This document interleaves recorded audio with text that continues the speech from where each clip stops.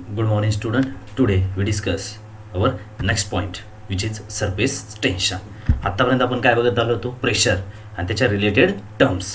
आता त्याचाच एक इंटरेस्टिंग पार्ट बघायचा आपल्याला, सरफेस टेन्शन. आता सरफेस टेन्शन कशाला म्हणायचं? Liquid at rest.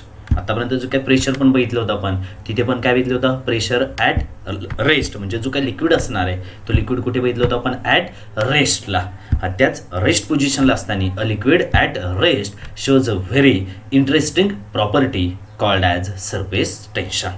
ठीक आहे, जे काही लिक्विड असणार आहे म्हणजेच काय, सरफेस टेन्शनमध्ये पण लिक्विड कुठल्या स्टेटला असायला पाहिजे?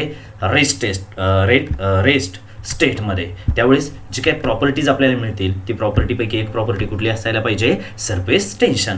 मग आता सरफेस टेन्शन सोप बबल असेल, बरोबर, किंवा बाकीचे जे काही डिटर्जंट वगैरे हे सगळे जे काही डिझाईन केले गेले, बनवले गेले, ते कशाच्या बेसिसवरती बनवले गेले? On the basis of surface tension. Okay, जो काही डिटर्जंट असतो तो डिटर्जंट काय करतो? टू वॉश करण्याचं काम करतो. म्हणजेच काय की तिथे जे काही मॉलिक्युल्स काय झाले, चिटकलेले, ते मॉलिक्युलला तो काय करतो? रिलीज करण्याचं काम करतो. म्हणजेच तिथे काही ना काही सरफेस टेन्शन काय केलं जातं? क्रिएट केलं जातं. त्या प्रोसेसला आपण काय म्हणू शकतो? Surface tension. डिटेल डेफिनेशन आपण लास्टला बघूया. सगळ्यात आधी सरफेस टेन्शन शिकण्यासाठी आपल्याला काही बेसिक्स टर्मची गरज आहे. ती बेसिक्स टर्म्स आपण बघूया मॉलिक्युलर थिअरी ऑफ सरफेस टेन्शनमध्ये. सगळ्यात पहिल्यांदा आपण मॉलिक्युलर थिअरी बघूया, नंतर सरफेस टेन्शन कशाला म्हणायचं ते बघूया. Molecular theory of surface tension.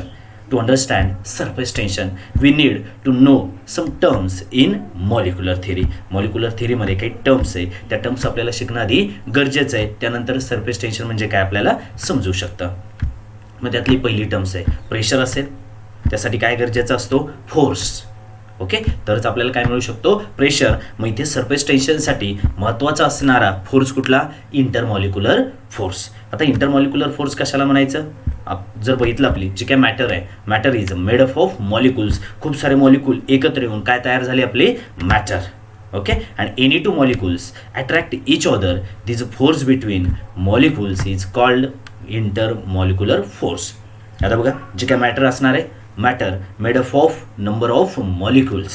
त्यापैकी कुठलेही दोन मॉलिक्युल एकमेकाकडे काय होत असेल? अट्रॅक्ट होत असेल. मग तो अट्रॅक्ट होण्यासाठी जो काही फोर्स ऑफ अट्रॅक्शन असेल, त्या फोर्स ऑफ अट्रॅक्शनलाच आपण काय म्हणू शकतो? Intermolecular force. Any two molecules attract each other. This a force between two molecules. म्हणजे दोन मॉलिक्युल एकमेकाकडे अट्रॅक्ट होत आहे, मग त्या दोन मॉलिक्युलवरती जो काही फोर्स असेल, फोर्स ऑफ अट्रॅक्शन, त्या फोर्स ऑफ अट्रॅक्शनलाच आपण काय म्हणू शकतो? Intermolecular force. नेक्स्ट, आता इंटरमॉलिक्युलर फोर्स दोन टाईपचे आहे, cohesive force and adhesive force. मग कोइझिव्ह फोर्स कशाला म्हणायचं ते आपण आधी बघूया. Cohesive force, the force of attraction between the molecules of the same substance is called cohesive force or force of cohesion. आता फोर्स ऑफ अट्रॅक्शन असणार आहे, बट जे काही दोन्ही मॉलिक्युल्स असणार आहे, आपण याआधीच बघितलं डेफिनेशनमध्ये, इंटरमॉलिक्युलर फोर्स कशाला म्हणायचं? The force between two molecules. पण दोन्ही मॉलिक्युल्स एकाच सबस्टन्सचे जर असेल आणि ते एकमेकाकडे काय होत आहे? अट्रॅक्ट होत आहे, तर दोघांमधला फोर्स ऑफ अट्रॅक्शन कुठला असायला पाहिजे? कोइझिव्ह फोर्स. सपोज वॉटर मॉलिक्युल्स असेल, बरोबर ना, वॉटर मॉलिक्यूल दोन्ही एकमेकडे अट्रॅक्ट होत आहे. वॉटर एका सबस्टन्सचे दोन्ही मॉलिक्युल्स एकमेकडे अट्रॅक्ट होत आहे, त्या फोर्स ऑफ अट्रॅक्शनला काय म्हणणार आपण? कोइझिव्ह फोर्स. किंवा एअर मॉलिक्युल्स एकमेकाकडे अट्रॅक्ट होत आहे, दोन्ही पण कुठल्या सबस्टन्सचे? एअर सबस्टन्सचे, बरोबर ना, एकमेकाकडे अट्रॅक्ट होत आहे, त्या फोर्स ऑफ अट्रॅक्शनलाच आपण काय म्हणू शकतो? Cohesive force. The force of attraction between the molecules of the same substance is called cohesive force or force of cohesion.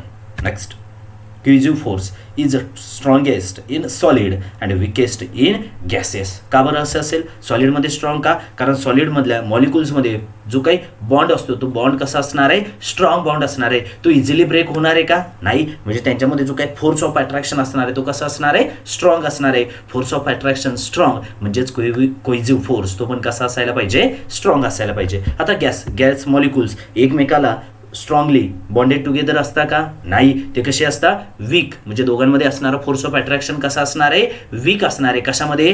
Gaseous मॉलिक्यूलमध्ये. जर फोर्स ऑफ अट्रॅक्शन म्हणजेच काय? कोइझिव्ह फोर्स, तो पण कसा असणार आहे? वीक असणार आहे. नेक्स्ट, सेकंड फोर्स बघूया आपण, अडेझिव्ह फोर्स. इंटरमॉलिक्युलर फोर्सचा सेकंड टाइप्स. आता कोइझिव्ह फोर्स कशाला म्हटलं होतं आपण? की force of attraction between the molecules of same substance. But force of attraction between molecules of दोन डिफरंट सबस्टन्समध्ये फोर्स ऑफ अट्रॅक्शन असू शकतं का? येस, असू शकतं. आणि त्याच फोर्स ऑफ अट्रॅक्शनला काय म्हणतो आपण? Adhesive force. The force of attraction between the molecules of the different substance is called adhesive force or force of adhesion. ठीक आहे. मग कशाला म्हणायचं? सपोज ग्लास मॉलिक्युल्स आहे आणि दुसरा कशाचा मॉलिक्युल्स आहे? Water molecules. दोन्ही एकमेकाकडे अट्रॅक्ट होता. येस, दोन्ही एकमेकाला अट्रॅक्ट होता. त्याला काय म्हणतो आपण? फोर्स ऑफ अडेझन किंवा अडेझिव्ह फोर्स. म्हणजे कुठले दोन डिफरंट सबस्टन्स आहेत. सपोज आपला पेपर असेल, त्या पेपरला आपण कशाला चिपकवतोय? वॉलला. आता वॉल आणि पेपर दोघांचं मटेरियल कसं आहे? वेगवेगळं आहे. दोन्ही एकमेकाला अट्रॅक्ट करून ठेवले. जरी आपण मॅन्युअली ते करतोय तरी पण तिथे कुठला फोर्स असायला पाहिजे? अडेझिव्ह फोर्स. म्हणून तो बघा, जी आपली गम बॉटल असते त्या गम बॉटलवरती एक वर्ड्स नेहमी असतो. कुठला? अडेझन. फोर्स ऑफ अडेझन किंवा स्ट्रॉंगली अडेझिव्ह असा शब्द असतो. फ्युक्विक असेल किंवा दुसरे असेल त्यावरती नेहमी काय शब्द असतो? Force of adhesive. म्हणजेच काय की तो दोन डिफरंट सबस्टन्सच्या मॉलिक्युलला काय करतोय? अट्रॅक्ट करण्याचं काम, एकत्र ठेवण्याचं काम करतोय. म्हणून त्यावरती नेहमी काय कमेंट केलेलं असतं? फोर्स ऑफ अडेझन किंवा स्ट्रॉंगली अडेझिव्ह सबस्टन्स. असे कुठले ना कुठले कमेंट आपल्याला बघायला मिळेल. म्हणजेच काय की दोन डिफरंट सबस्टन्सच्या मॉलिक्युल्समध्ये जो काही फोर्स ऑफ अट्रॅक्शन असेल त्या फोर्स ऑफ अट्रॅक्शनलाच आपण काय म्हणू शकतो? Adhesive force or force of adhesion. The force of attraction between glass and water molecules in a force of adhesion. Next यातला सेकंड, पहिला पॉईंट बघितला आपण intermolecular force, first basic terms. त्याचे दोन टाईप्स बघितले, कोहेसिव्ह फोर्स आणि काय? Adhesive force. आता सेकंड बेसिक टर्म्स बघायची, रेंज ऑफ मॉलिक्युलर फोर्स. आता रेंज ऑफ मॉलिक्युलर फोर्स कशाला म्हणायचं? The maximum distance from a molecule up to which the molecular force is effective. म्हणजे दोन मॉलिक्यूल एका स्पेसिफिक अशा डिस्टन्सपर्यंत ठेवले आपण, बरोबर. सपोज एक मॉलिक्यूल दुसऱ्या मॉलिक्यूलला इथपासून काय करतोय? स्वतःला अट्रॅक्ट करतोय. मग त्याची एक रेंज असेल ना, त्या रेंजच्या बाहेर जर सेकंड मॉलिक्यूल मी ठेवला तो त्याला अट्रॅक्ट करेल का? नाही. ज्या रेंजपर्यंत, ज्या डिस्टन्सपर्यंत, मॅक्झिमम डिस्टन्सपर्यंत मॉलिक्युलर फोर्स काय असणार आहे? इफेक्टिव्ह असेल. म्हणजे त्या डिस्टन्सपासनं, अगदी मॅक्झिमम डिस्टन्स की ज्या डिस्टन्सपासनं तो मॉलिक्यूल दुसऱ्या मॉलिक्यूलला स्वतःकडे काय करू शकतो? अट्रॅक्ट करू शकतो. असं डिस्टन्स म्हणजेच काय? Molecular range. The maximum distance from a molecule up to which the molecular force is effective is called range of molecular force. Intermolecular forces are effective up to a distance of the order of few nanometer. आता intermolecular force inside the molecules खूप जास्त त्यांची range असणार आहे का? नाही. It's very very small and in the form of nanometer which is 10 to the power -9 nanometre. ही कशामध्ये? Solid आणि लिक्विडमध्ये. गॅसेसमध्ये मे बी त्यापेक्षा काय असू शकते? जास्त असू शकते किंवा कमी असू शकते. It's depend on types of gas. Okay. म्हणजेच काय? रेंज ऑफ मॉलिक्युलर फोर्स कशाला म्हणायचं? The maximum distance from a molecule up to which the molecular force is effective. ज्या मॅक्झिमम डिस्टन्सपासनं एखादा मॉलिक्यूल दुसऱ्या मॉलिक्यूलला काय करत असेल? अट्रॅक्ट करत असेल. ते जे काही डिस्टन्स असेल ते डिस्टन्स म्हणजेच काय? Range of molecular force. आणि ती सॉलिड आणि लिक्विडमध्ये किती असते? In the form of nanometer which is 10 to the power -9 nanometre. They are short range force. खूप जास्त रेंज असणार आहे का त्यांची? नाही. 10 to the power -9 means what? Very very small. डोळ्याने दिसणार आहे का आपल्याला? नाही दिसणार. इतकी कमी रेंज त्यांची असते. म्हणून काय म्हणू शकतो आपण त्यांना? Range of molecular force is a short range force of attraction. Next, sphere of influence. कशाला म्हणायचं? Sphere of influence. And imaginary sphere with a molecule at its centre. एक इमॅजिनरी स्पिअर म्हणूया आपण. इमॅजिन करूया की एक स्पिअर आहे. त्या स्पिअरच्या सेंटरला काय असणार आहे? आपल्याकडे मॉलिक्यूल असणार आहे. And radius equal to the molecular range. सेंटरला आहे म्हणजे त्याचा जो काही सर्कम्फरन्स असणार आहे स्पिअरचा तिथपर्यंत त्याची काय असायला पाहिजे? Molecular range. काय असायला पाहिजे? Molecular range. म्हणजे त्या स्पिअरच्या अगदी सर्कम्फरन्सपर्यंत जर एखादा ऑब्जेक्ट असेल, एखादा मॉलिक्यूल असेल तर त्या मॉलिक्यूलला सेंटरचं मॉलिक्यूल काय करू शकतो? अट्रॅक्ट करू शकतो. म्हणजे रेडियस म्हणजेच आपल्यासाठी काय झाली? रेडियस म्हणजेच काय? Range of molecular force. Suppose काय दिले आपल्याला? बघा, हा मॉलिक्यूल दिला, बरोबर. या मॉलिक्यूलच्या हा एक स्पिअर घेतली, इमॅजिनरी स्पिअर. त्याच्या सेंटरला काय आपल्याकडे? मॉलिक्यूल. आणि तो मॉलिक्यूलची ही काय झाली? इथपर्यंत रेंज.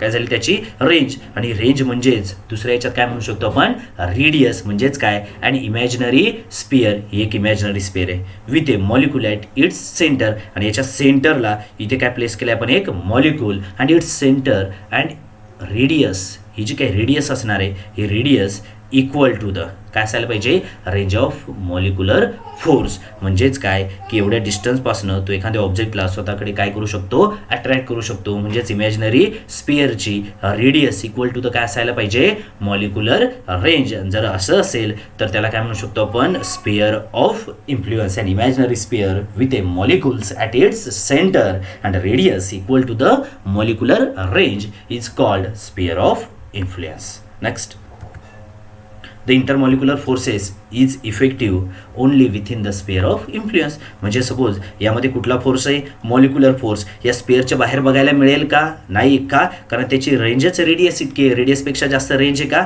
नाही. म्हणजे विथिन द स्पेअरच्या आतमध्येच काय बघायला मिळतील आपल्याला intermolecular force. Intermolecular force does not effective outside the sphere, it is only effective within the sphere. Next basic term बघायची आपल्याला सरफेस फिल्म. कशाला म्हणायचं सरफेस फिल्म आधी डेफिनेशन बघूया. The surface layer of a liquid with thickness equal to the range of molecular force is called surface film. आधी diagram बघूया नंतर पुढे जाऊया. बघा डायग्राममध्ये काय दिसते आपल्याला इथे जी काही सरफेस फिल्म दिसते आपल्याला कुठली आता ही लाईन थोडीशी खाली दिसते आपल्याला पण XY बरोबर ना दिसते ना इथे एक्स आणि इकडे काय वाय डॅश. इथे डॅश आपल्याला दिसत नाही पण काय एक्स डॅश आणि इकडे काय वाय डॅश.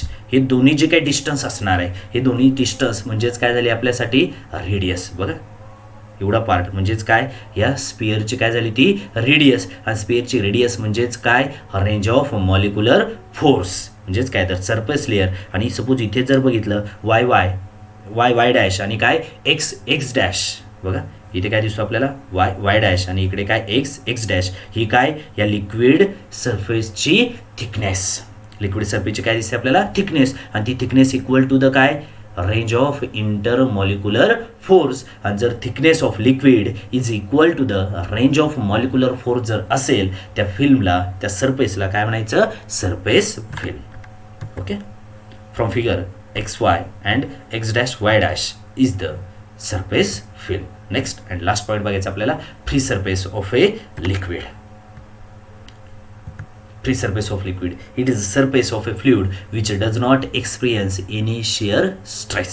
म्हणजे लिक्विडचा असा सरफेस की त्यावरती कुठलाही शेअर स्ट्रेस असणार नाही. म्हणजेच काय त्यावरती कुठलाही प्रेशर तिथे अवेलेबल नसायला पाहिजे. ॲटमॉस्फेरिक प्रेशर नसेल किंवा काय नसेल गेज प्रेशर नसेल कुठलाही प्रेशर नाही. म्हणजेच तो कसा झाला स्ट्रेस फ्री. आणि जो सरफेस स्ट्रेस फ्री असतो त्या सरफेसलाच आपण काय म्हणतो free surface of a liquid. It is a surface of A fluid which does not experience any share stress. असा लिक्विड सरफेस की त्या लिक्विड सरफेसवरती कुठलाही स्ट्रेस नसणार आहे. कुठल्या टाईपचा स्ट्रेस शेअर स्ट्रेस म्हणजे ॲटमॉस्फेरिक प्रेशर नसेल किंवा गेज प्रेशर नसेल अशा टाईपच्या सरफेसला काय म्हणायचं फ्री सरफेस. ओके